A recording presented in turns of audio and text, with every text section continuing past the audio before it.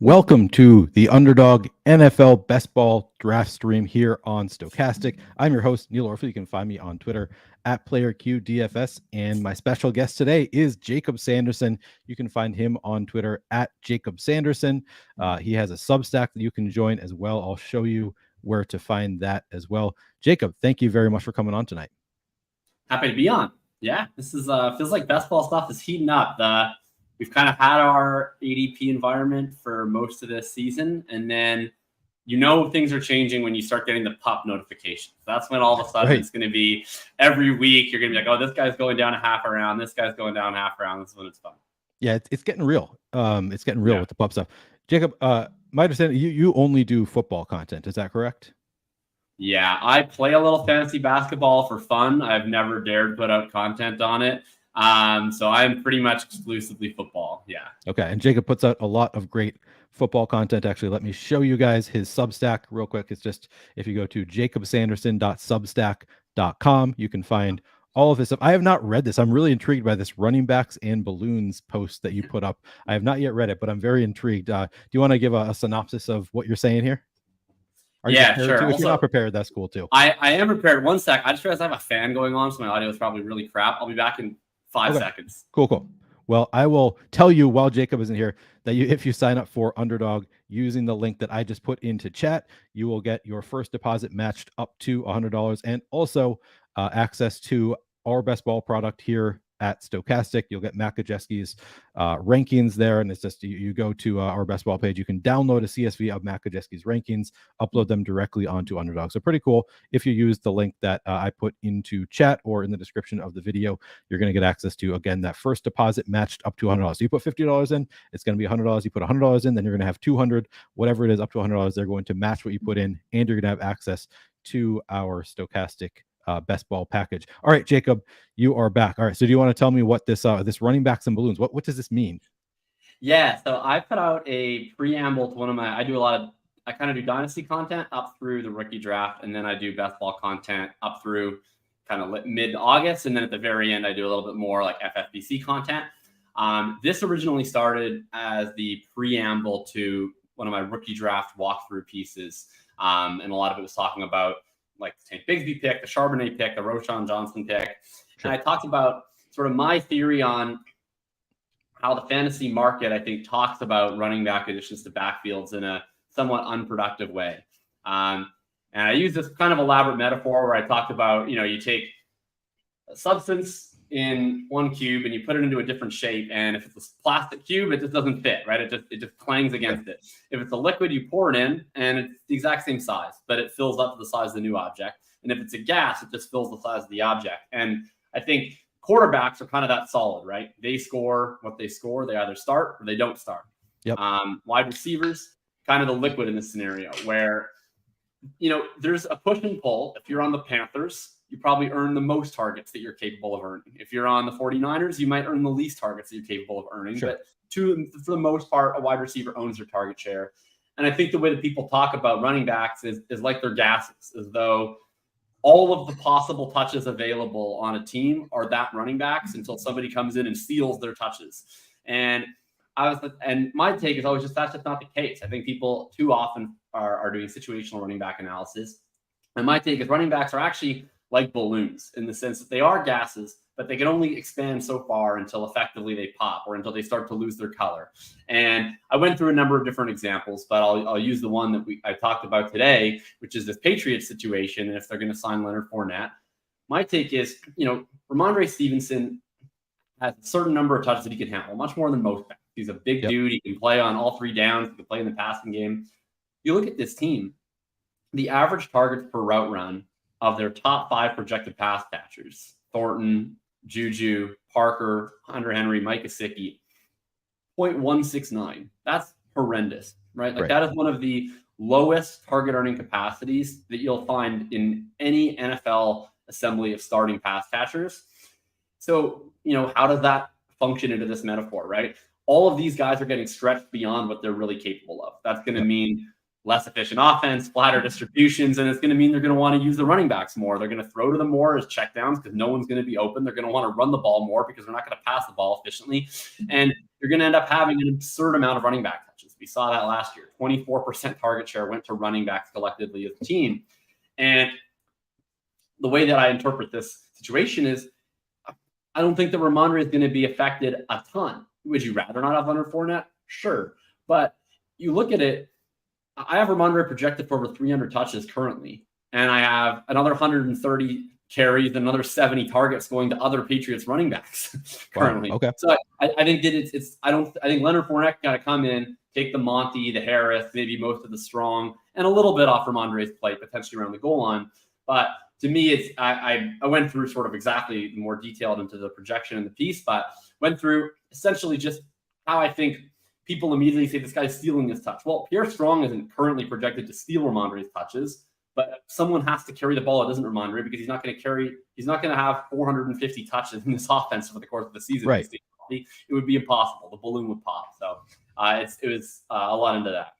Yeah, I love this analysis. I'm going to have to read the piece, but I think that is a really sharp way of looking at things. Like there's not just like a set number of touches like in each backfield. It can change. It's also like I don't know if this is sort of a point, but like they could have more running back touches if they have a better backfield in general. Like it could be like, okay, Right. maybe Leonard Fournette, as you said, maybe he eats into Ramondre a little bit, but maybe it just means that he gets more, like they run the ball more in general, or like they pass to the running back more in general. So it doesn't really affect Ramondre. It actually maybe affects other people. I don't know. It's right. Well, you know this from doing DFS projections and stuff, right? It's never that simple where it's like how many running back touches on, in a team with a pocket passing quarterback and a bunch of crappy receivers versus how many running back touches on the Eagles where you have awesome receivers, you have a quarterback who takes 10 carries a game. It's like, well, it condenses pretty darn quick, right? So all of a sudden, how you're interpreting other running backs coming in, and it's almost goofy to me where you get at this point of the offseason, it's like some teams have clear backup running backs and other teams don't.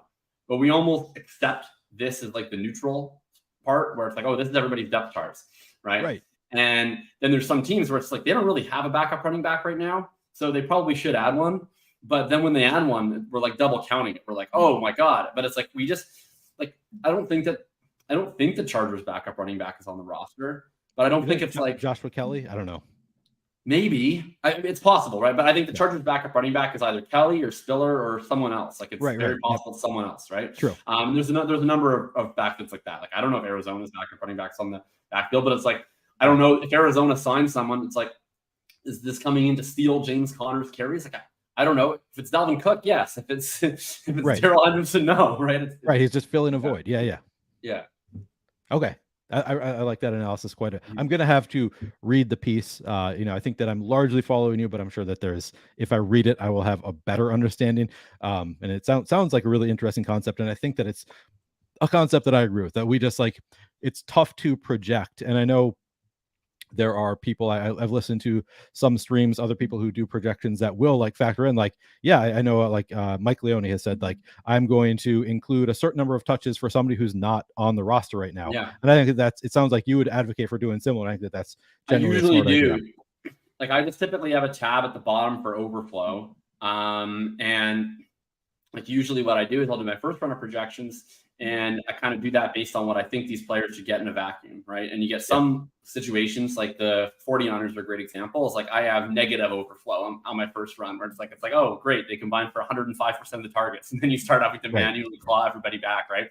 You get to the Panthers and I'm like, I have 14% target share left over. It's like, okay, well, I'm not going to end with that much left over, but I'm going to have a much higher overflow on the Panthers where it's like, there's a lot of room for Keith Kirkwood to sign. Like there's going to be some random dude, right? Like there's some of these spots where you look at it like Tampa Bay or whatever. Like the Tampa Bay backfield is a great example. It's like I don't think the Rachaad White is like capable or deserving, quote unquote, of like getting the touches that you'd currently project if you just assumed that this is what they had. So it's like I'm not going to project him for that because I just don't think he's that. But that doesn't mean I'm then going to give a bunch of touches to Chase Edmonds. Like I'm going to give some to Edmonds, going to give some to Vaughn, some to Tucker, I guess, and some to just placeholder tab. Yep. And I think that is really smart. And I think like we've seen that with our own projections. Like the original run of projections that Kajeski put out there was like, I think he had just basically done projections and maybe not adjusted some of those things. Then you've seen he's adjusted. He had Chase Edmonds really high originally, and then you've seen him come back down to like, okay, I don't actually think that Chase Edmonds should be drafted in like at like 150. So like he adjusted, I think maybe added to some of that, like, yeah, there might be other people coming in to take on some of that share, that kind of stuff, which, you know, it's always a push and pull, I think, for people doing rankings, exactly how to do them. But all right, we should probably jump into our draft. I wanted to just talk a little bit before we get started, but reminder, it's jakobsanderson.substack.com if you want to read all of his the conversation we are just having on running backs, and then you can see Jacob's rankings, and you posted on Twitter some too. Again, it's Jakob Sanderson on Twitter.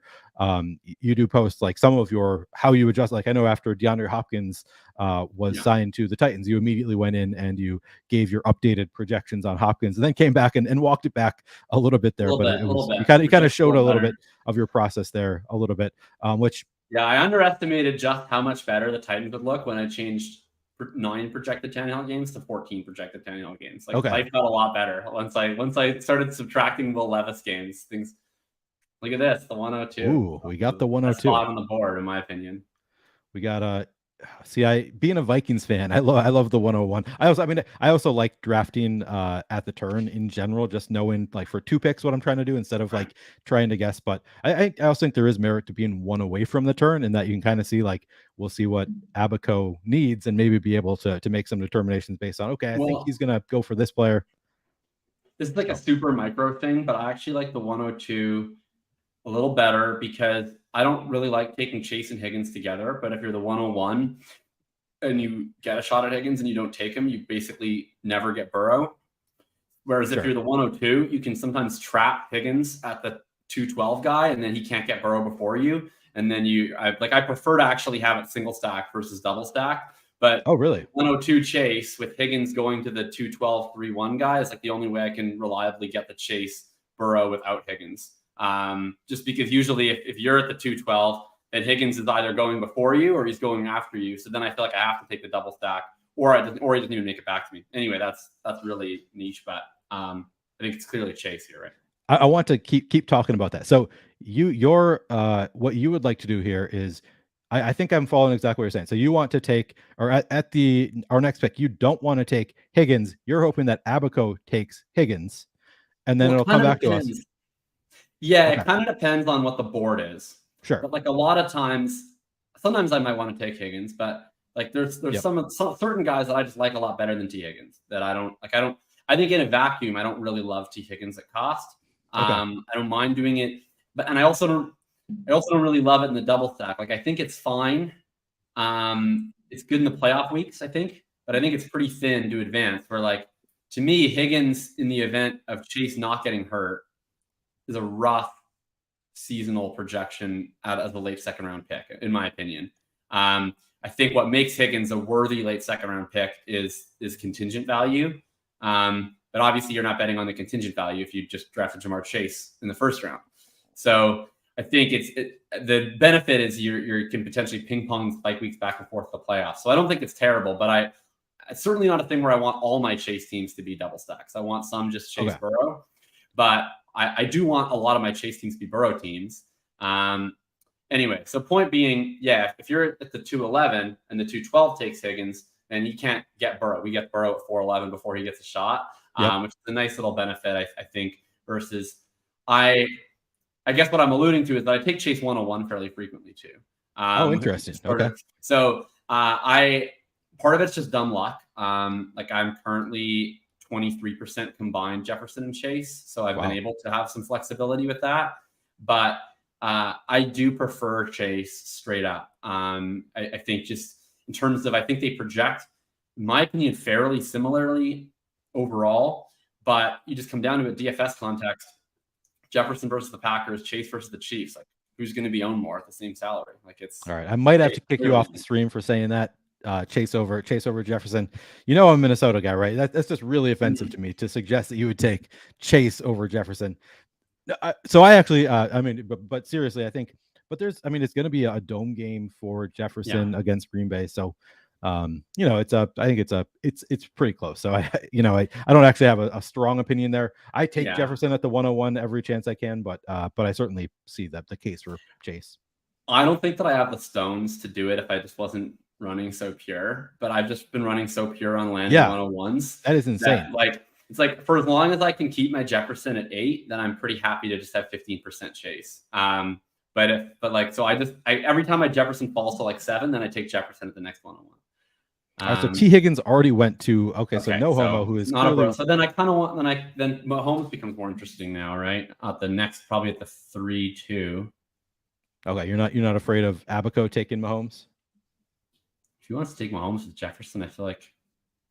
Mahomes went. All right, so we don't have. Oh my God, we got all the franchise tag boys. This is terrifying. Yeah, so we could go Henry. I know Henry's playing the Texans twice in the playoffs. I think I'd probably go Henry. I don't like Henry as much as the other two, but I think I want my discount on Jacobs and Barkley. Okay, and maybe we'll get them on the comeback. Yeah. I have not drafted a ton of Henry, but I'm happy to. We got him. We took Henry. Yeah, my preferred options for sure would have been.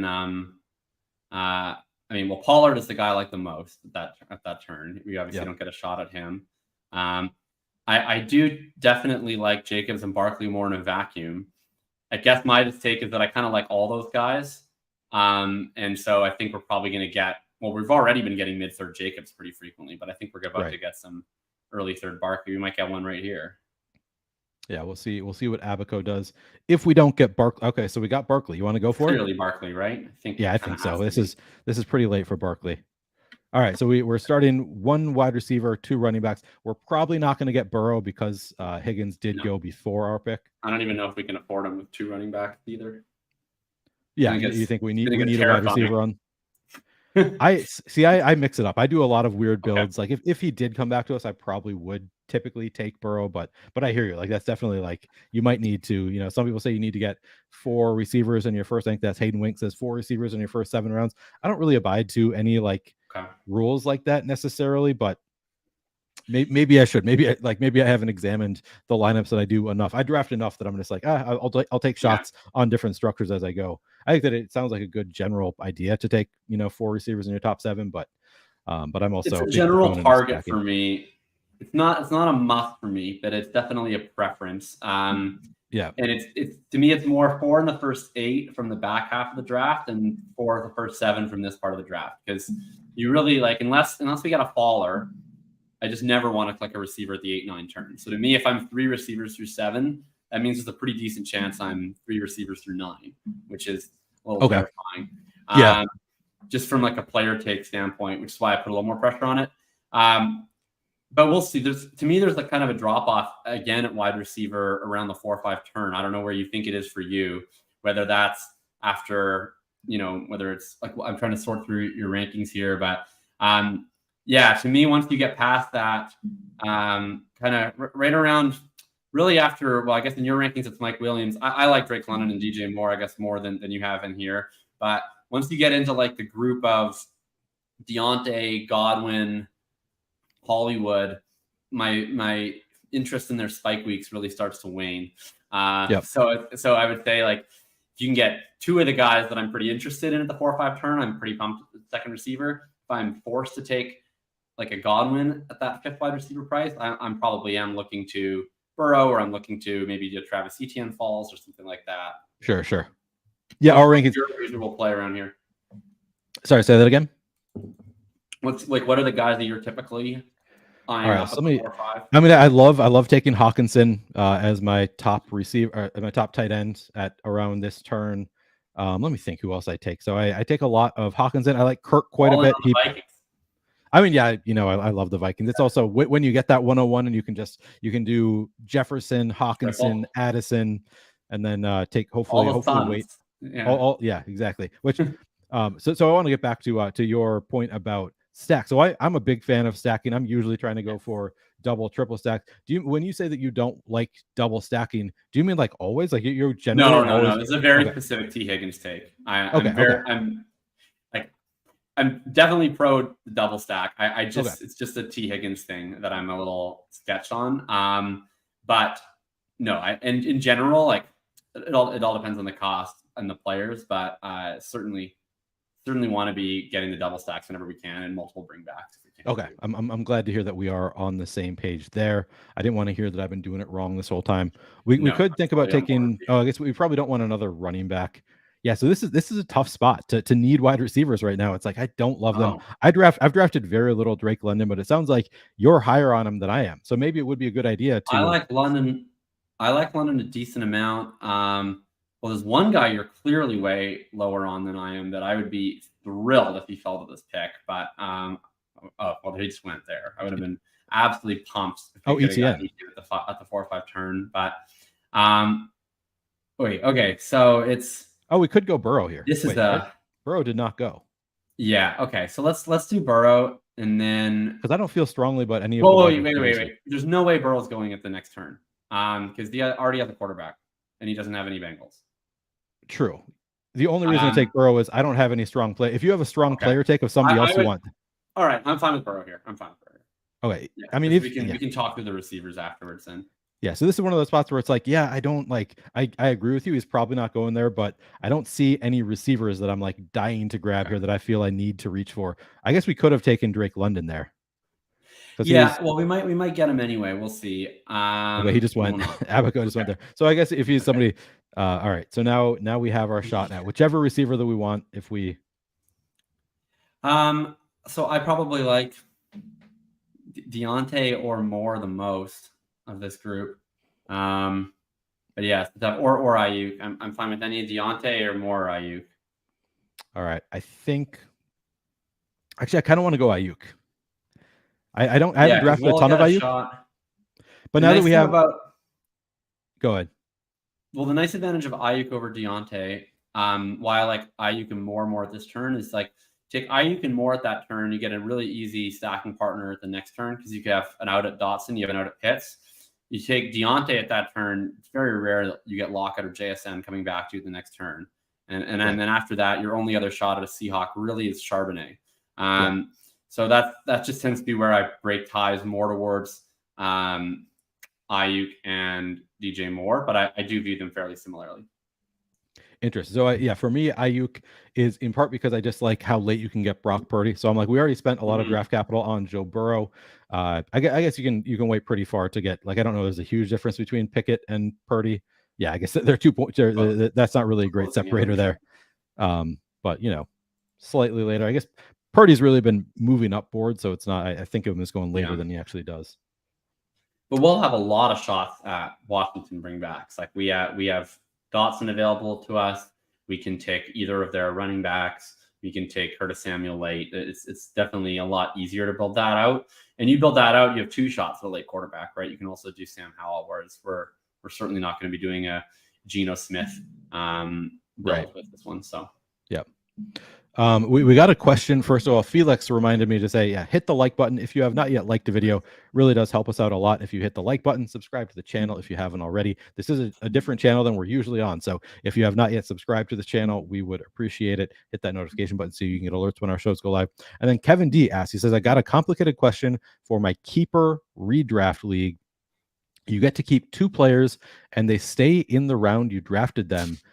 Would appreciate an answer. It's a 12-team league. So it looks like the rounds are he got DeAndre Swift in the first round, CeeDee Lamb in the second round, Mike Williams in the third, ETN in the fourth, Thielen in the fifth. One of these is pretty easy. Oh, Chase 6? Yeah. All right. So you're taking Chase 6 pretty clearly. I think you're probably taking Chase and Ayuk. Ayuk super late. Yeah, I didn't even. That's probably the one, right? That's really the only. Ninth round Ayuk. Like ETN literally goes in the fourth. Sure, not doing Swift.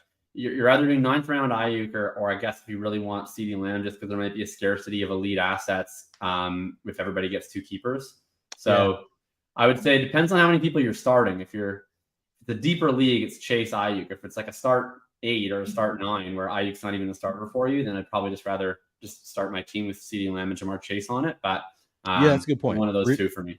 See, this is where it's good to have you on because you do redraft content. You do content around this stuff. To me, I'm just thinking like, well, I look at like there's 2 clear values here in Ayuk and Chase. But in a shallow league, you're absolutely right. Like you still might not be starting Ayuk anyway. So Chase is very clearly one of them. And then I think actually you're in most leagues it would probably actually end up being CD, because those you want two that you're actually gonna like feel confident starting. But yeah, it'd be either CD. Ayuk's a big time better in best ball guy, right? I think. Yeah, exactly. I feel pretty decent about clicking him. And yeah, given those lineup settings I'm seeing, I would definitely do CD and Chase. I'm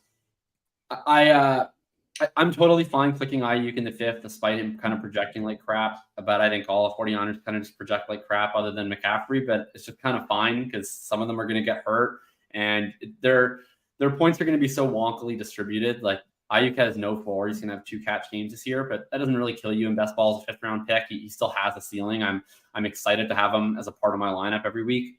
That's painful seeing Dawson go ahead of ADP. Yeah, Dawson, man.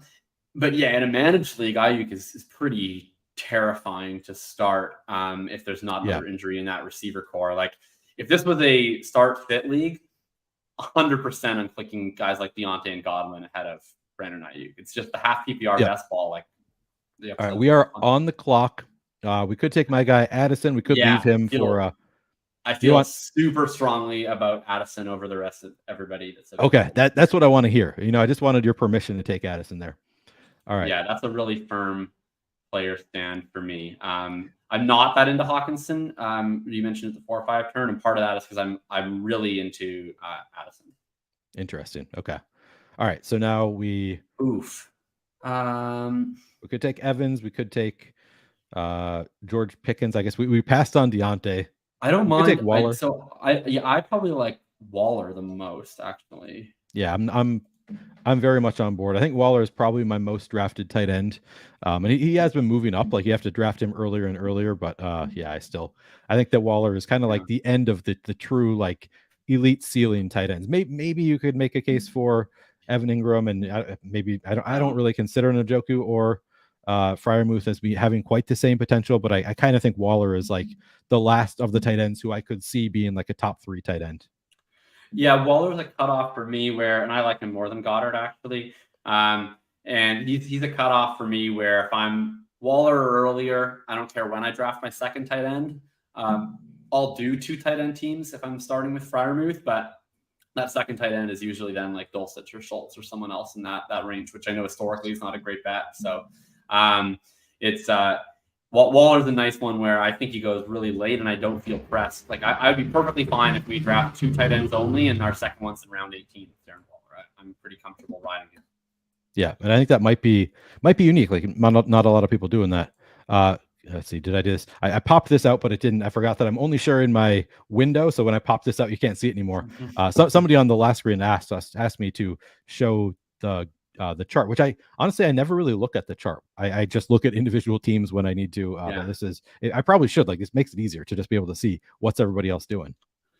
Yeah, I'm surprised that Waller's ADP hasn't come up. I guess people just don't stack week 17 as much as Twitter does.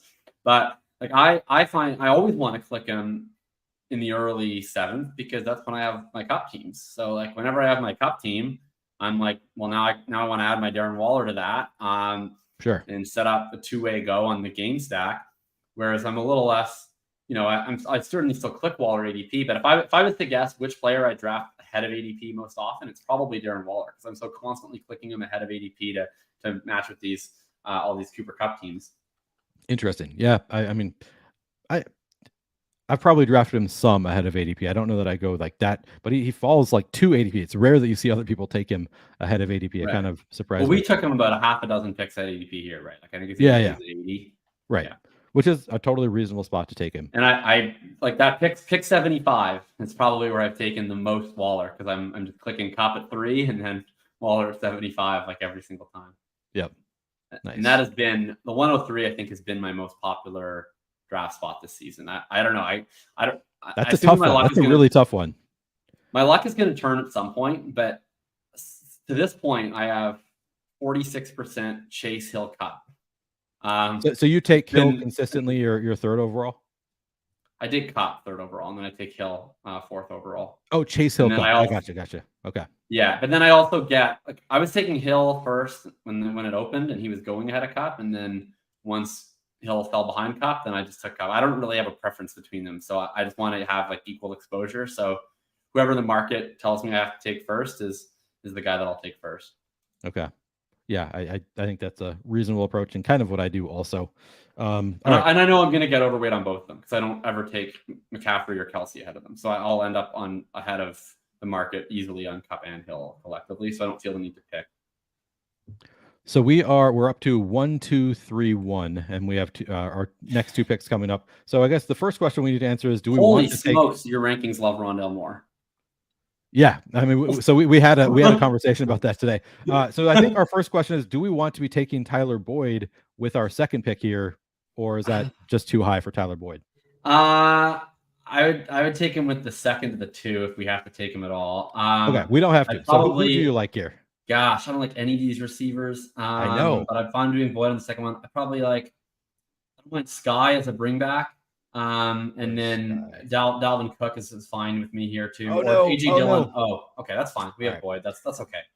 Yeah, it's not the end of the world. Maybe the name I would advocate for would be either Sky as a bring back or AJ Dillon to pair with Addison. Those probably be the two that I'd be looking at. Okay.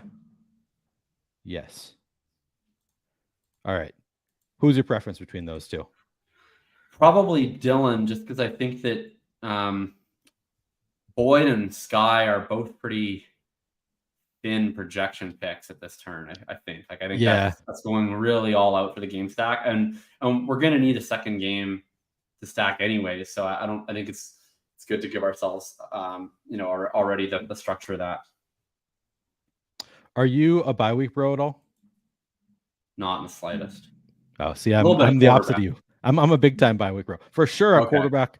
Quarterback by far the most important for me. I'm also it's something that I'm paying attention to. If I'm only drafting 7 wide receivers, for example, I want to give myself at least more than 3 for every week. I want to at least give myself some outs on the week when, if I have 7 receivers and I have 4 that all are, by week 13, that is a concern for me. I rather give myself a little bit of leeway with at least, 4 receivers to fill in every week, which I probably go overboard with it. But it's definitely a factor for me. Yeah, I definitely get it. It's just, it's honestly, I probably should optimize for advancing a little bit more. I just rarely do. Yeah, I've talked to a lot of sharp people about this, and I think the majority of them have told me that they're not bye week bros. So I'm clearly in the minority of people that I'm that I've talked to. That's probably a pretty legitimate advancement rate edge. I would just say that I'm probably drafting the most normie teams that I've ever drafted this year, just by a function of a lot of the kind of more don't really project that well, has a lot of ceiling players are just being drafted higher. So like a Kadarius Toney is an example. If he was going at that 8-9 turn, I would probably have 40%, but him going at that 6-7 turn becomes there's just way more of an opportunity cost, and I'm basically just only taking him in Burrow home stacks.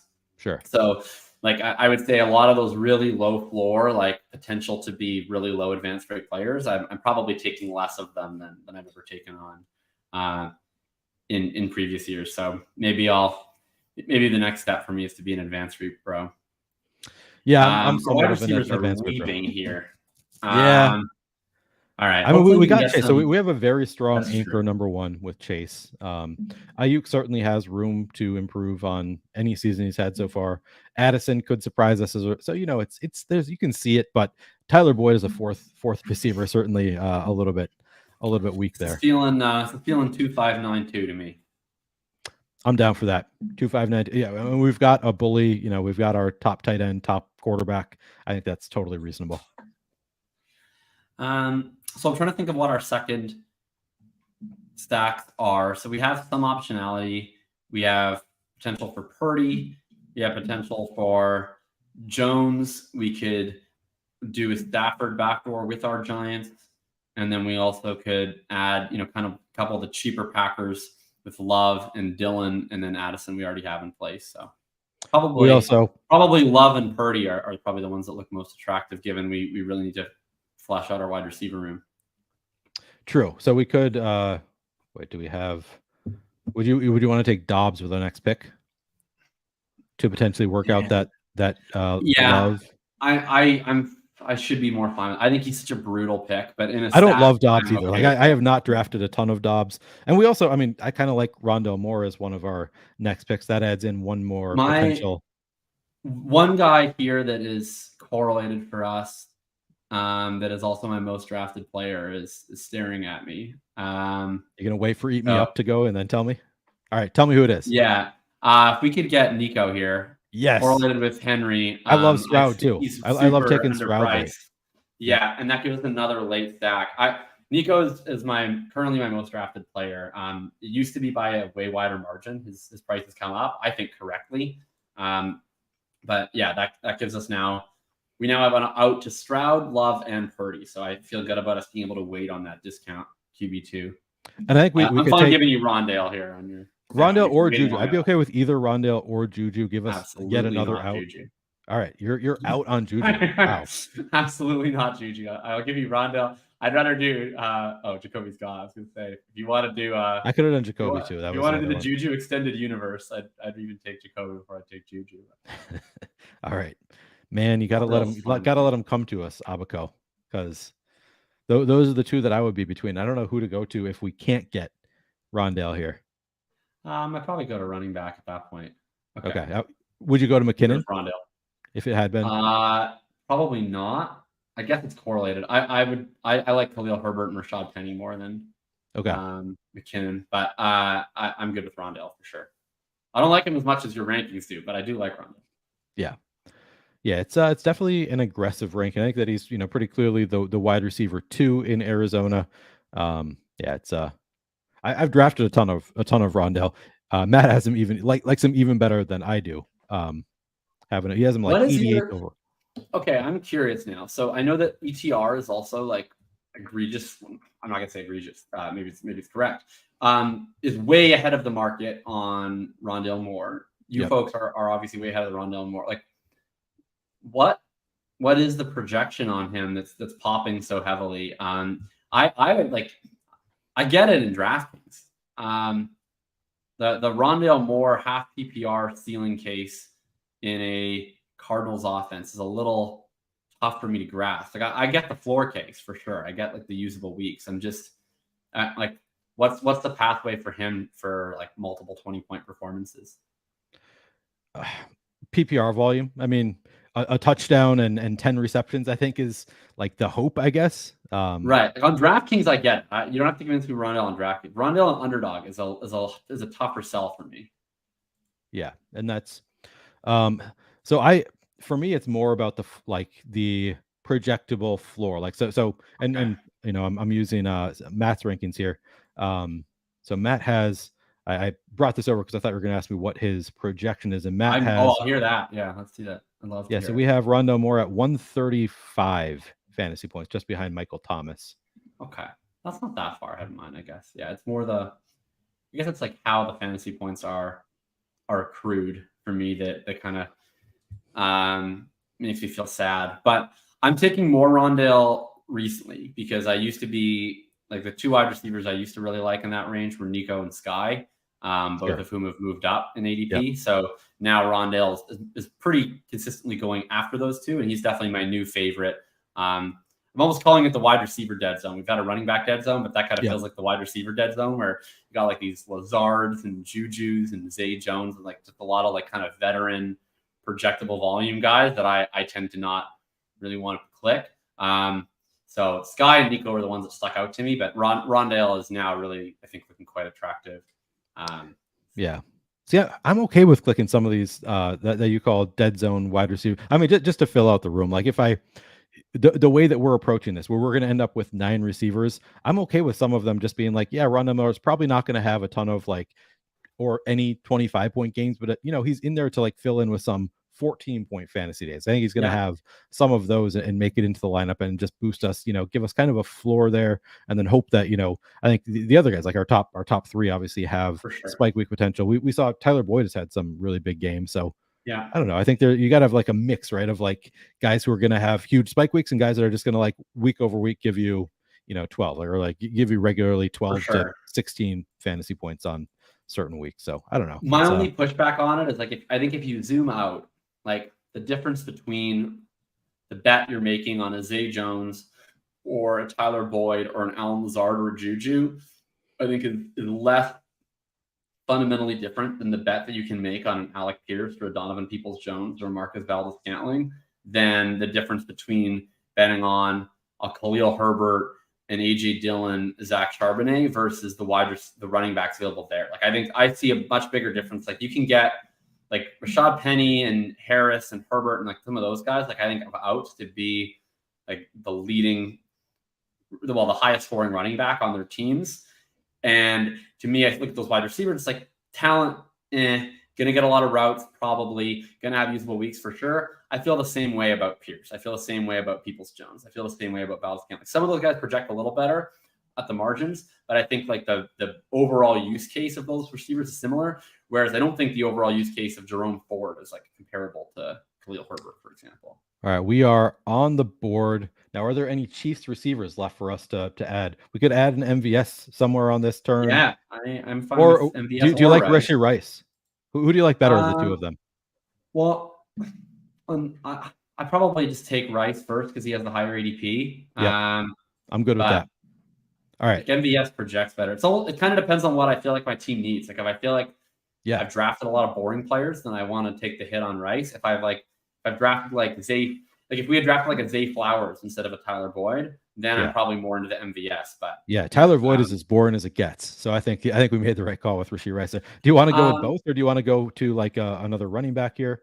Well, let's see who's available at running back quick. We could take Dalton Schultz, and then get the CJ Stroud. Let's do that. I like that. Yeah. All right. Let's do Dalton Schultz and hope for a backdoor CJ Stroud. I don't have a lot of really gross players that I'm into, but I'm really into Dalton Schultz. Are you really? He's like one of the few guys where I give myself a few, like he just projects better than the other players to get in on every year. And maybe I'm just really misreading this Texans offense because I'm in on all of them. But I get it. Are they going to be that bad? Like CJ Stroud he looks really good. Awesome. Yeah, I know. That's I'm kind of with you. I haven't been as much in on Schultz, but I probably drafted close to the field on Schultz. I have drafted a good amount of Nico Collins. I've drafted a good amount of Robert Woods. Like I'm willing to go that gross. Speaking of gross old guys that you're willing to draft. I know a few people that are on Woods, and I get. I mean, he's gonna run routes. I draft more Mechie than Woods. I want to take a little bit of a swing there, but I get the Woods thing. That's fair. I'm Collins and Schultz. I mean, the way I look at this offense is they have one player capable of playing X receiver. That's Collins, right? The other guys like Woods is kind of a slot flanker. Mechie is kind of a slot flanker. Tank Dell is like a slot / gadget jet sweep guy. Like I don't know exactly how the roles shake out between. Noah Brown is just a total flanker. Like I don't know how the routes shake out necessarily between those four, but I don't think any of them can play the role that Nico Collins plays. So I feel like his routes are safe. And then, Schultz, he's going to be the one running tight end. So it's like, to me, there's two guys. Then I have a lot of confidence you're going to be running 80% of the routes. And then I have a decent amount of confidence that the people running the other two routes are going to be worse than them, but I don't even know who they're going to be. So I think you have the two like professional football players that are going to be running 80% plus routes on this offense. The opportunity cost for both of them is very little. Nico Collins, I think, is like an underappreciated player. I don't actually think he's just a gross projectable volume play. Like he had 1.68 yards per outrun in a horrendous offensive environment last year, 22% targets per outrun, 31% of the air yards. Like that's like a pretty kind of Mike Williams-y, Cortland Sutton-y. Like he's in, I think, that vein. Like he's not at your T. Higgins level of X wide receiver, but he's not like your Devontae Parker level of X wide receiver either. I think he's somewhere. He's like at least a B kind of football player. Sure. Yep. And Schultz is fine. Like Schultz earns volume whenever he's been on the field in Dallas. I think he's like a Zach Ertzian kind of player. Like I don't think he's great, but I think they're professional receiving options. And Stroud, great prospect, probably gonna be facing negative game script. He doesn't scramble.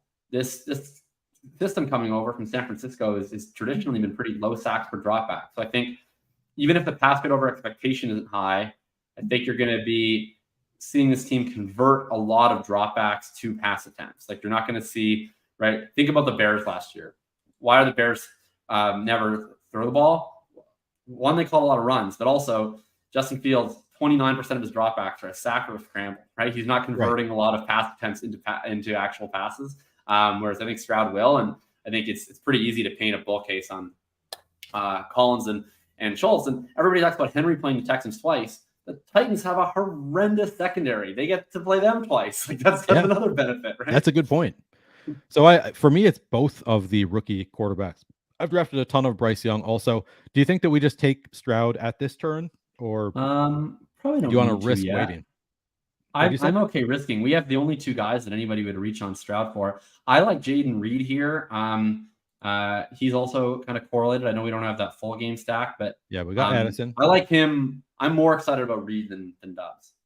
All right. I think I am too. Like I've drafted very little Dobbs. I had been drafting very little Reed. And honestly, I don't watch college football. I don't really know about rookie players until I hear other people. Like I read what's going on Twitter. I talk to Gajeski, that kind of stuff. And I've gotten more and more bullish. And I've started drafting just a ton of Reed, particularly in the weekly winners contest. I've seemed to draft a ton of Reed. The Packers have a pretty nice schedule. There's just a lot going for them. So yeah, I like that call.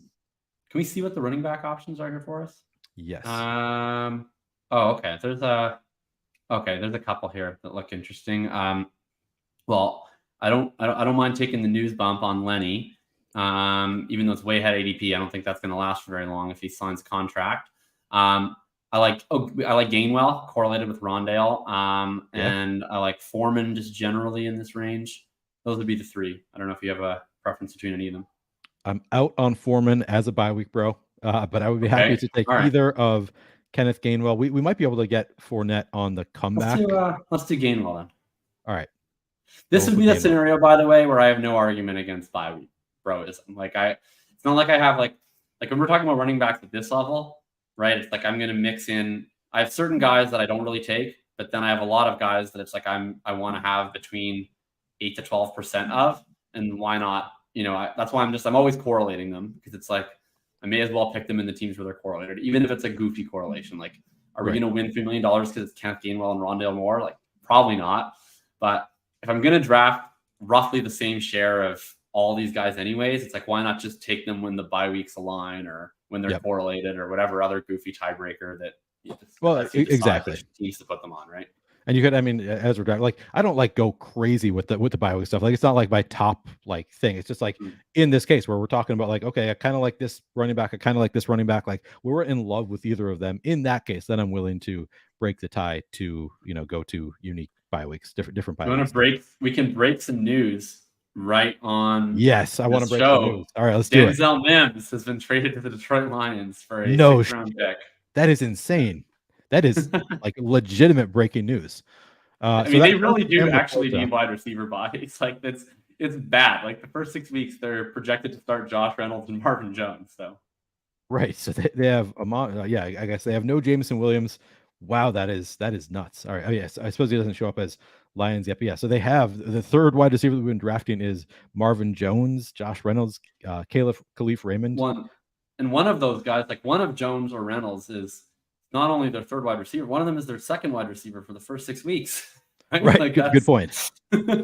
Yeah. Like, that's brutal. So, and Khalif Raymond, I don't know if he's like as much of a real wide receiver or if he's like a. Do you think Ito Tang's about to do it to us? Oh, is he setting it up with Mechie? What's his quarterback situation? He already has 2. Oh, he does. He's got Lamar and Russell Wilson. Well, if he takes Stroud as a third with Lamar and Russ, then he's not doing a good job. Right. Yeah, that's we'll see. We'll see what he does, but we have other outs too. Like it wouldn't be the end of the world for us if we can't get Stroud. Let's go back to the board here. Yeah, what are our other options?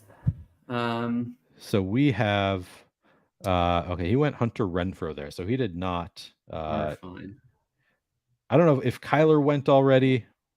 I guess we didn't take any Patriots, but we could back end our way into Devontae Parker or something, maybe. I don't know if he's already gone. Let's see. Yeah, like if like we could do like a Parker Mac. Well, I guess we wouldn't do Hunter Henry. Yeah, I see what you're talking about there. I think we're going to be fine. I think we're going to get Stroud.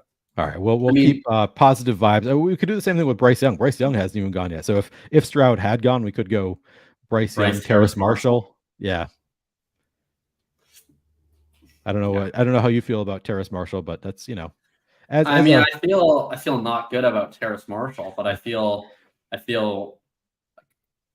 way worse about the Panthers pass catchers than the Texans pass catchers. So I'm in on DJ Chark and I'm in on Jonathan Mingo for where they're going. I don't as much mean like in best ball. I just mean like from real football perspective. Like I think that they're viewed as like it's like the Panthers and the Texans, but to me it's like the Texans and the Panthers. I think the Panthers are firmly a rung below in terms of how bad the receiver core is, which makes me feel better about Terrace Marshall.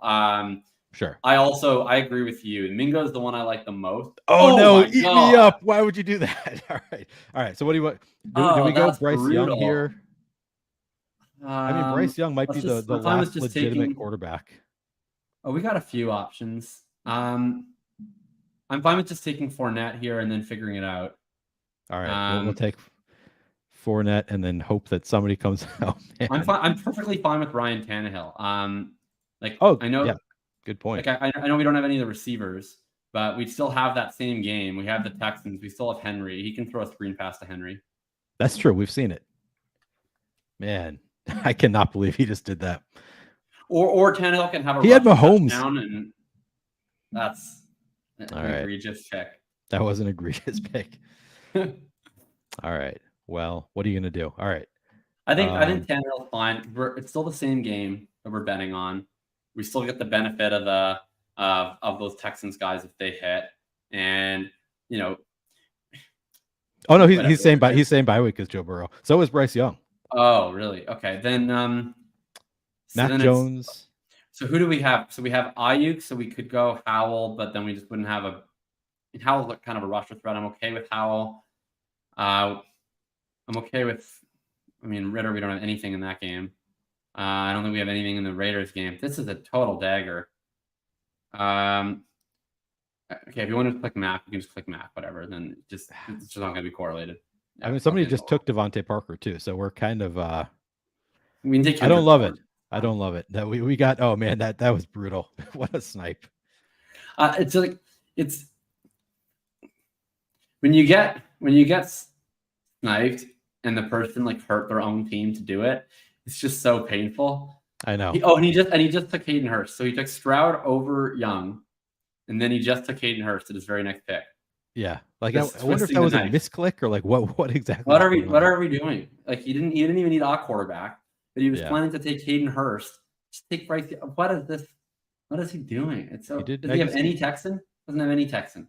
Doesn't have any Texans. Not a single one. Just a naked 3 quarterback. Oh my God. Just all right. So he did correlate with Mahomes. So let's see, did he correlate with Jared Goff at all? Did he get any Detroit receivers here? No. So maybe it could just be like somebody who doesn't really know what they're doing. He's just vibing. He's just vibing. He's just vibing. Yeah, exactly. That's a nice way to put it. It's not somebody who doesn't know what they're doing. It's just somebody. Oh, you know what? We did correlate with Mac Jones. We correlated with Leonard Fournette. Oh, that's true. That is. We just gotta assume the news is correct. We just gotta hope. Yeah. I mean, I still like to correlate with like receivers and tight ends more than the running back, but let's see if there are any viable Patriots late. Something. Bourne. We'll have to think about whether it's worth the correlation to take Bourne over whoever else is available. We'll see who's available. We were willing to take Terrace Marshall. Like if you're willing to take Terrace Marshall, you're willing to take Kendrick Bourne. That's true. So we could just take. It'll probably be my first share of efficient. Bourne. Like Bourne can have. Well, I actually do draft Kendrick Bourne. I think that he's actually a big play threat, and he's really the. Like Thornton has the juice in terms of the deep routes, but in terms of like Bourne's the guy that has juice, like 3 straight seasons over 9 yards per target, has that spike week upside where he can actually get utilized in the run game, and he's pretty clearly their 4, I think. So if he has kind of three-way out, and not just to an injury, but like I think he can kind of play a standalone gadget role. We saw. I mean, he's a guy that had even last year where he really didn't play much. He still had a 30-point game. Did he really? I did not remember. Against Cincinnati. Yeah. Okay. Or sorry, I might be in Scott Fishbowl scoring. He at least had over 20. Okay, let me look at Underdog. Either way, he had at least one. I got trapped in my Scott Fishbowl sheet. Okay. My bad. He was he did have a spike week though. He had a 21.9, which you'll take that. And you look back to 2021. I mean, 2021, he was a stud. He had, what was it? He had 2 games over 20, and he had 4 more over 10. So that's something. Yeah, for sure. I mean, I think that he is the correct pick here. I just realized that we also the Eat Me Up saved us from doing 2 week 7 quarterbacks. So we would have been maybe forced ourselves to take another quarterback. We still have most of like the parts of the Texans offense you really want anyway. So would you ever do a team where you just leave a quarterback, 2 quarterbacks both the same bye? You can't do it. It would hurt me to do that. I don't think that I have ever done it in all my years of drafting. I do it. Quarterback in particular. I've heard like the idea that it can work. I guess I'm just an advancement rate bro is what it comes down to. All right, so we're gonna take Kendrick Bourne with our final pick here. 259 build. So gross. But yeah. It is not the best. I mean, it is funny like how we draw the line of like who's an acceptable 18th round pick at wide receiver, because people take Puka Nacua in half the drafts, but like it's like, I think if you could take Puka Nacua at Darius Marshall, you could probably take Kendrick Bourne. Probably gonna have a similar base role to like Mecole Hardman with the Jets. I take a lot of Richie James, who like might not even have a role. Literally might not make the team. Literally might get cut in camp. Yeah, it's very true that it's. Do you ever draft Josh Reynolds or Marvin Jones?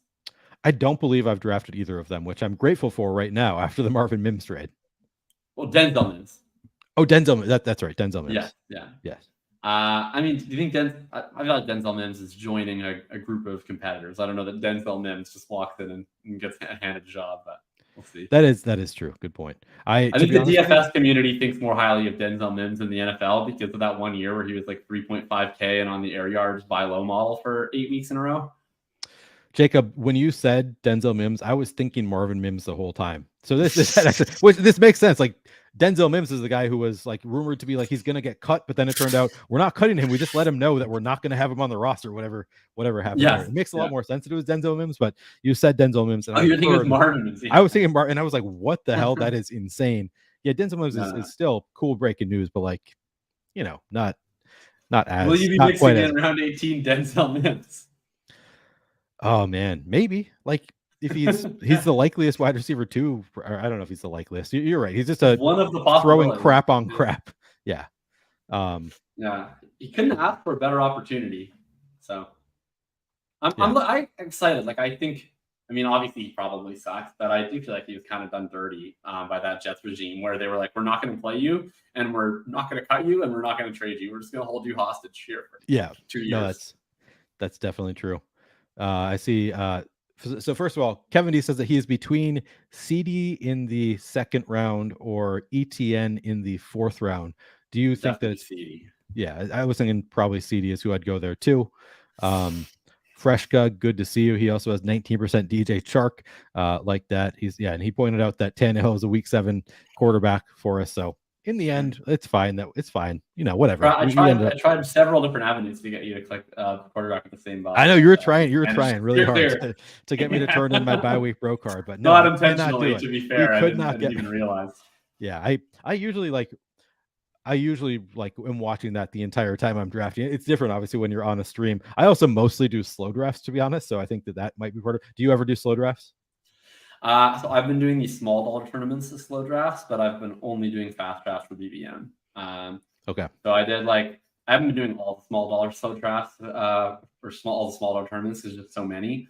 But like now and again, I'll be like, okay, I'm gonna actually play this one, and then I'll do so. Like the Poodle, I think was the most recent Poodle, the Poodle 3. Yep. I maxed that, and I just did all slow drafts. Nice. And like I think I didn't max the Puppy 2, but I think I did I want to say like 40 or 50 entries, and almost all of those were slow. But the BBMs, like I just think that I tend to build better teams fast draft. Like I don't really like slow drafting. My mind just kind of, I have to like remember what my team is every time. I find usually you're just like swimming in a sea of badge bros a lot of the time when you're in these slow drafts. True. And I think like I think you're usually getting less like egregious picks too, because you're people, everybody else in your room is remembering, like gets a chance to look at the buys. They kind of get a chance to look at the correlations. So I think you're usually getting softer action in the fasts. So for BBM, I'll be 150 fast drafts into BBM for sure. And I forget who it was. I read so much best ball data, but somebody pointed like the fast drafts, I think, do have a higher like rate of getting to the final. I think it was maybe Leone again, but he did somebody did this research where it was like fast drafts have like, it's pretty minimal, but like there's a slight advantage to doing fast drafts. And I don't think it's actually all that different for bye week bros like myself. I think that there's a little bit more of a bump to your advance rate if you pay attention to buys. But clearly, I mean, it's all. I think one of my advantages in drafting, frankly, is just I think that I through just sheerly drafting a ton. Like, and I think I generally have a pretty quick handle on it. But like, I just know. I feel like I know so easily. Like, whenever I click a certain guy, I know exactly where all the players that are like are in this week 17 game are going to go at ADP. I know exactly what options I'm setting up in terms of my game stacks. Like, I always feel like I'm very in control, and so I think when I go to slow draft, like everybody kind of gets a chance to survey it. Whereas I think if I'm fast drafting, like I think that's an advantage that I have on my opponents is like I don't have to really recalculate. Like I know as soon as the 4 turns coming up, it's like if I want to do a late quarterback, I want to click IU because I can set up with us. And like I think those are the little like even if that's a 2% edge, like I do think just having that feel when not necessarily every other player that you're drafting against is being able to think that far through the draft is an advantage that high volume drafters have, and I think we should press that. I was actually just talking about this. So are you aware of the one of the sites? I'm not going to name them. This is an Underdog stream, but there is one that is doing a very, very high stakes draft, and it's like a lot of DFSers who put a lot of money into DFS are joining, and it's just a 12-person draft where they are competing against each other. And to me, the people who do a lot of best ball drafting are going to have a decided advantage over the DFS pros in that because they've done so many drafts, they know exactly like tier breaks, they know the correlations that they're looking for. Like I really do think that there's a huge advantage to experience in best ball, just doing a lot of drafts. For sure. Like I think of the first draft that I do every year, and you know, sometimes I look back at those early teams and I'm like, oh, it's nice that I was getting Nico Collins at pick 156 because like, I can't do that anymore. So there's certain player takes where it's like if I have a good player take, maybe it's a bad player take, but if I have a player take that the market later adopts, it's nice to get that closing line value.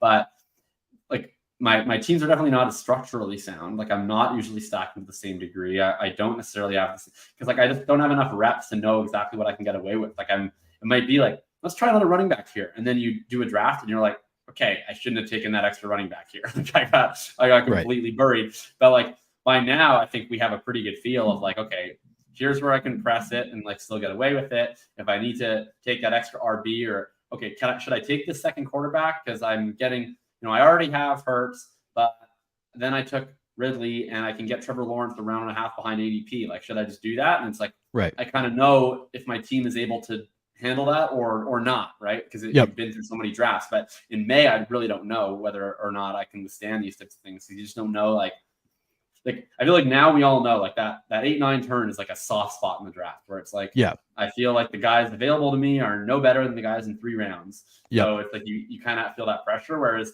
other spots, it's like, oh, I'm actually going to love the next turn. So I can kind of greed pick here because I'm still going to be able to keep up at receiver or whatever else. So. I agree. I think that I think the high volume best ball drafters will have that feel edge for sure over some people that have been more just focused on the projections. Yep, absolutely. Yeah, so we're on the same page that there's just it's like hard to argue. I think that there is an advantage to doing a lot of drafts. Fresh Gas, how do you guys feel about them splitting the slow and fast for Puppy? Do you think removing the micro edges is a good idea? I'm enjoying it. I like the fast Puppy has now filled up, so you can't join that anymore. But I like the way they split it up. But yeah, it is a question. Like, given that, as we said, there may be a slight edge to being able to do fast drafts, but it's really Is it an edge beyond that 12-person room? I'm not sure. I guess it is. I think But it's yeah, a slight edge because I think you're drafting against sharper rooms in slow draft. So yeah, like I think the better room you draft, like I think the best team of those 12 is going to be worse than the best team of a fast draft, I think, because I think there's usually less dead teams because usually you're just getting better players. Yep. And you're usually having less people make clumsy mistakes and misclicks. So I do think there's an advantage. It definitely, if I hadn't just gone all out on the poodle, I probably would have been more interested in doing that slow pup because I'd definitely be more interested in max entering with slows into a tournament where I'm only going against slows. Sure. Yeah, absolutely. So in a way, it's like for those of us who enjoy slow drafting, it's getting rid of an edge that we are competing with in a lot of drafts. So like if you enjoy doing slow drafts, it's a good spot to get your slow drafts in because you're not giving up that advantage to guys like Jakob drafting in fast drafts against maybe worse drafters. So yeah, I think I like it overall. I like. Have you ever done the really late night draft? That the Oh, it's blessing the and the best. curse. So I live in Pacific time. I'm in Vancouver. Okay.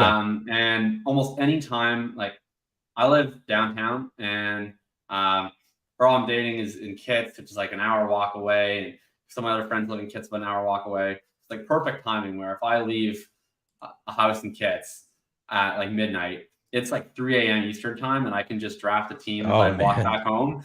And you're just getting the softest room imaginable. And like it's such a blessing and such a curse. The blessing is like people are doing unimaginable things. Like some people are just firing away without a clue. You're usually getting 2 or 3 people that auto draft the entire draft. The only downside of the auto drafters is like it sucks so much when you get the auto drafter right in front of you because you're just never getting the ADP. I know it is the worst. It's the absolute worst. It's like it's nice that you are now competing in an 11-person room, right? Like the rake is now paid for, but it's like you're never getting the ADP value, which is there's nothing more helpless than like seeing the member of your stack that you want and knowing that there's actually a 0% chance they'll get to you, but you still have like that faint bit of hope that they're going to wake up at 3:30 in the morning. Wake up, buddy. And on Star Sky. Oh, I know that feeling so well. Yeah. The funniest is when you get I was next to an auto drafter just last night, but it was an auto drafter who had clearly imported their own rankings. Okay. So like every auto draft was a surprise. It was like sometimes it was the highest off ADP, sometimes it wasn't. But it's like, you don't know who's coming off the board because it wasn't from ADP ranks. But you got crazy stuff. I saw Bijan Robinson go pick 20 last night. No way. It's insanity. It's just total wild west. I've yet to see that. Yeah. I guarantee you, if you go into a draft later than 2 a.m. Eastern time, that Patrick Mahomes will go in round 1 every single time. It's a lock. You can take that to the bank. Patrick Mahomes has never seen the light of round 2 in a 3 a.m. draft. So I say that I draft late, but I draft like, midnight my time is probably the latest. I'm not getting a draft at 3 a.m. I guess it'd be 2 a.m. my time is 3 a.m. Eastern. I'm midnight my time too. I'm just blessed by Pacific time. Yeah, that is great. Fresca says, I've lost a lot of money falling asleep drafting random small stakes tourneys. You're welcome for paying your rake. Yeah, we appreciate you, Fresca. Touch the grass, Fresca. Right. We appreciate it nonetheless. I do need to touch on a couple of things. So you regularly walk an hour from your girlfriend's place home. It sounds like this is like a somewhat of a common occurrence for you to just like late at night walk for a full hour. Is that right? I'm a big walker. Yeah, I'm a big walker. Yeah. That's okay. I mean, good for you. It's like clearly it's very healthy to walk that much. I can remember a handful of times in my life where I've walked an hour instead of just like taking a cab or a lift these days. Well, I walk a lot during best ball season, especially because I don't really like slow drafting. So I probably will draft between 300 to 400 fast draft best ball teams this season, which is like, that means it's 300 to 400 hours, which is just like an egregious way to spend time. So it's like, I have to figure out, it's like, okay, some of these, it's like, I'm going to do it while I'm cooking, or I'm going to like go for a walk or whatever else. So it's like, I need to find a way where I'm like filling up this time that I'm spent doing best ball, either like doing something productive or like just like getting exercise or just doing something that I would normally do in the course of my day or could normally do in the course of my day. Because if all of my fast drafts are spent just like at my computer with a browser extension open, like I just can't, like I can't abide that. I can't live with myself at that point. Like so I have to. So I go on a lot of walks. Plus, it's just, it's lovely in Vancouver in the summer, so there's never an excuse to be inside if you have the alternative. Yeah, and I suppose I do drafts on my treadmill, so it's you're getting even more, like you're getting some exercise. It's also transportation for you. Doing a walk from point A to point B is probably actually makes more sense. It just sounds funny to me that you're like, oh yeah, these different places that are an hour away from home, and I do drafts. I'm like, man, that's I don't usually walk an hour outside from one destination to another, but good for you. You're from Vancouver. That's you're the second straight guest. I did not realize you're from Vancouver. So is John Warner, who was my guest on Monday. Cool. So that's funny that we have 2 in a row from Vancouver. What's in the water? Okay. What's in the water? A lot of salmon. A lot of salmon, yeah. Originally, I'm from Winnipeg, which is funny you said you're a Vikings fan, because most people in Winnipeg are Vikings fans. Really? Okay, yeah. Just because we're so close. It's a mix of things. It's first of all, a lot of the old timers in Winnipeg are big Vikings fans, because Bud Grant used to coach the Winnipeg Blue Bombers of the CFL before becoming the Minnesota Vikings coach. So pretty much every 80 to 90-year-old roaming around Winnipeg was just a massive Vikings fan, dating back to the Bud Grant days, which I think were in the late 60s or the 70s. That's before my time. I know that. Yeah. Anyway, then their sons and daughters became Vikings fans, and several grandsons and granddaughters became Vikings fans. Plus, you just get the proximity. If we're going to go to an NFL game, I've been to a few Vikings games before at the NFL stadium I've had the pleasure of. One of the most fun weeks I had all last year was I was back in Winnipeg, and it was the CFL Western Final. So I'd gone back to Winnipeg to go to that game with my parents, and we were on a bus to the stadium, and the entirety of the bus was packed. So everybody's busing to the stadium. Parking's a freaking mess, and everybody was trying to stream the Vikings' big comeback against the Bills, because it was the same day on the bus, and you get an entire bus packed full of football fans, about 70% of which are also Vikings fans, and just going insane. I remember seeing the Jefferson catch on that bus, and people were going absolutely losing their minds on this bus full of people that had all been pre-drinking to go and watch a CFL game. So that was a really fun Vikings. That's really cool. Last year. That was an island game too, right? Or am I misremembering that? No, that was a noon game. Oh, it was a noon game. Okay. It was for sure a noon game, because the Western Final started at 4 or something Winnipeg time. Okay. So it must have been a noon game, because we were all in transit on the way there. If you play a CFL playoff game in Winnipeg any later than 4 p.m., you're risking permanent damage. So if you think of how cold the Blair Walsh missed field goal game was. Oh God. That you're driving 7 hours north to Winnipeg. So, are you a fan of the folk pop group the Weakerthans? Oh, of course. Yeah. When I moved to Vancouver, I did a photo montage of all the photos of me in Winnipeg set to One Great City bracket. I hate Winnipeg. Yeah. Right. Yeah. I'm a fan of that song. Nice. I'm a fan of the Weaker. I mean, I've never been to Winnipeg. I have no feelings about Winnipeg. I'm a fan of the Weakerthans in general. I haven't really listened to them much recently, but still a fan. And are you living in Minnesota? I am. I'm in St. Paul. You're in St. Paul. Wait, you're in St. Paul, and you've never been to Winnipeg? It's so close. Oh man, this borderline offends me. I've never been to Canada. I've never been north of the border. I know. Canada.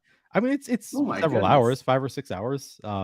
I've been to the boundary waters. I've been right there. I've just never actually crossed the border, which I say all the time. I want to go. I should go during the summer. I'm never going to go during the winter. There's really only 4 months that I would consider going to Canada, because I'm not actually a winter guy, despite living in Minnesota. So someday I'll make the trip up to Winnipeg at the very least. All right, so I've kept you here for a long time. I do just want to ask you real quick. So because you are a fast drafter, you've got the schedule memorized. Have you started doing any of the weekly winner stuff at all? So I've been doing a bit. The only thing is, just with the weekly winner stuff, one thing to have the week 17 schedule memorized. Right. The whole schedule is right. I don't have what would it be? I guess it's 272 different games that's on the weekly winners eligible. Anyway, something like that. I think it's 272. Anyway, I certainly don't have all 272 memorized. So when I have been drafting weekly winners, I need to be doing that at desktop, which just really inhibits how many I've drafted. So I've been playing around with it. But I think a lot of it too is I don't know, like my budget spent on best ball is finite, and Right. I've already kind of budgeted a lot of that out. So I'm definitely going to be converting what I was going to do on like puppies and poodles and stuff to more weekly winners, but I'm not taking any out of the best ball mania package. So I'll mix it in, but it won't be a primary focus this year. You've been mixing it in as well? I've been mixing it as well. I would like to max out the weekly winners. I don't know if I'll get there. I've said it before. Like I really enjoy it. I'm excited for it for the season. I don't enjoy doing the drafts themselves because it is so much more like you have to like know so much more about like what does the schedule look like. Because the way I do it has been like I'm going to focus on individual weeks. Like try to set up each lineup that I create for like 2 or 3 weeks of the season.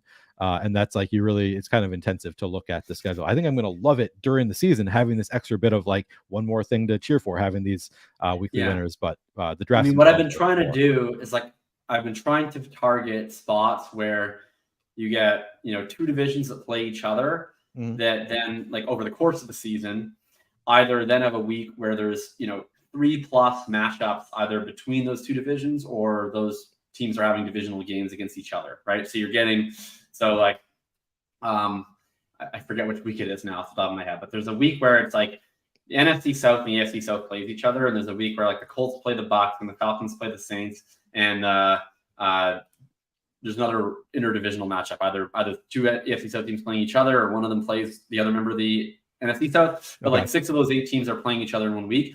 So it's like, okay, I'm gonna optimize around that week, but then you also get the benefit of like, and every other week there's going to be times where these teams are playing each other because you're getting that season-long AFC South versus NFC South, season-long AFC South versus each other, NFC South versus each other. So I've been trying to optimize around those weeks, and that's just one example. But as you can see, I don't have that memorized, and it would be very difficult to like do that on the fly. Whereas it's easier when I'm at desktop. Like I do the first few picks, and I'm like, okay, when does that division play? The other divisions, look at the schedules, and then we're good. But No, I mean, that sounds really sharp to give yourself extra outs for just like when these teams play each other. I'm going to benefit from that throughout the season. I've been just like really micro focused on like, all right, I set up with this quarterback. I'm typically just taking one quarterback that I'm then building around. I'm like, okay, this quarter or whoever, like I take if I take, a running back, Christian McCaffrey in the first round. And then I look at like, okay, when does Christian McCaffrey have the best matchups and like, who can I pair him with? What quarterback can I pair him with? I don't know, that kind of, and I focus on, micro like 2 to 3 weeks throughout the year when I think that I have like I can find all of my players have good matchups in these weeks, and I can correlate like with the bring back from this team pretty easily. I don't know. I think it's a work in progress for all of us. But I very much need to be at my desktop. We're all the absolute entry point.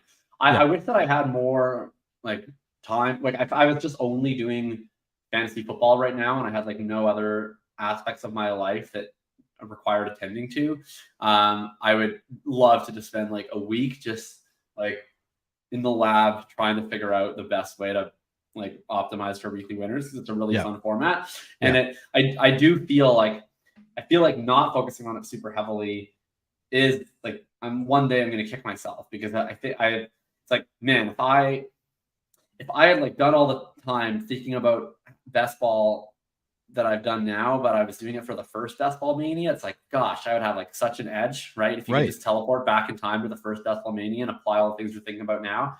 So it's like, man, if I could just think of the things that we're eventually going to think about for weekly winners in 2 years, but then max it today, like you'd have such an edge over the field. But I don't know, probably just won't have the practical opportunity to get there, but we'll see.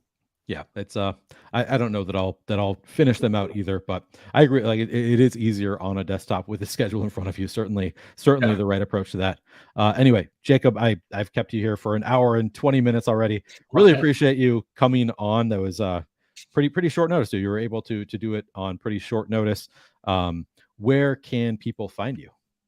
Yeah, you can find me on Twitter at Jakob Sanderson, and then you can find everything that I write at jakobsanderson.substack.com. Substack's called Thinking About Thinking, and pretty much all best ball all the time right now. If you do play other forms of fantasy football, I do dynasty content basically all winter long, right through to April. I go best ball heavy now. I will get around to doing some of the FFPC stuff.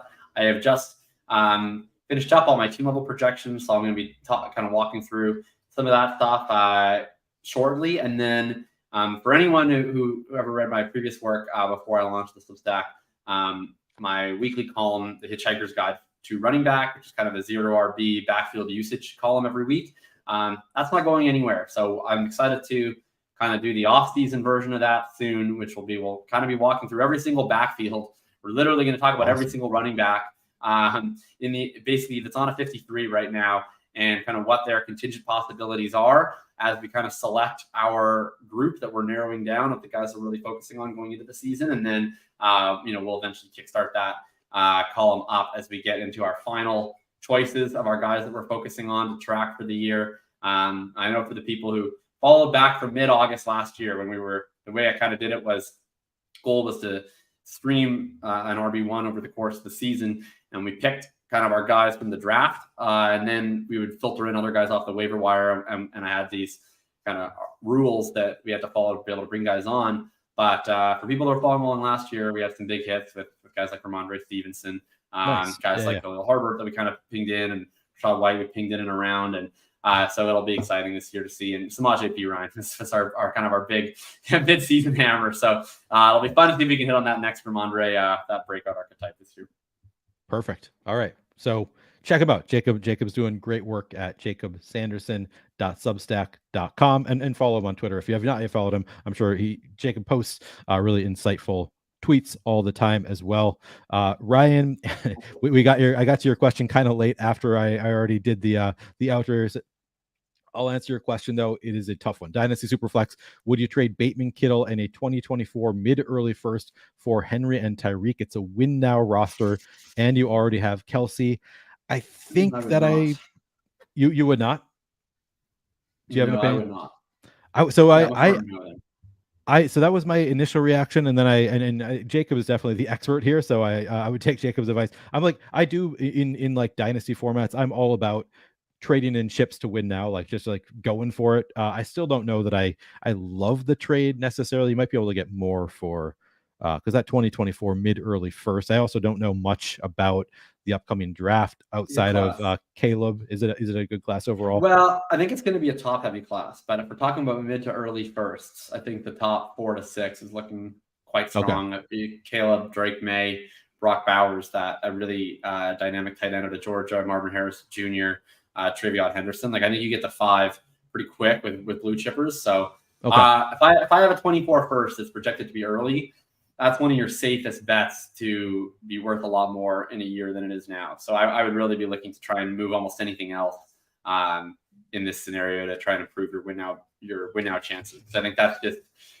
you're almost guaranteed to lose value now to then if you're moving early 24 first for veterans.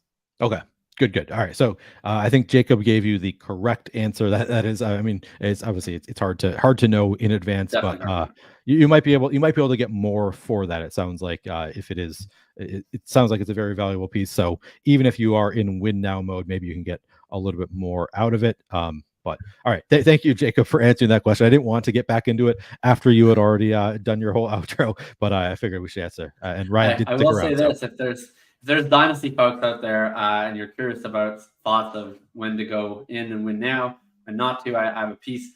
I have a series from this offseason called The Market Principles of Dynasty, and we address a lot of questions like that and pretty long form stuff. So if people are into Dynasty, make sure to check that out. And I think I have a mix of free posts and paid posts, so check it out. Yeah, check out Jacob's Substack, and of course, check out his Twitter as well. All right, we are going to close the stream, guys. Remember, if you have not yet hit the like button, please do so. It really does help us out a lot. Subscribe to the channel, and give us each a follow on Twitter. Thank you guys for hanging out with us. Good luck this season.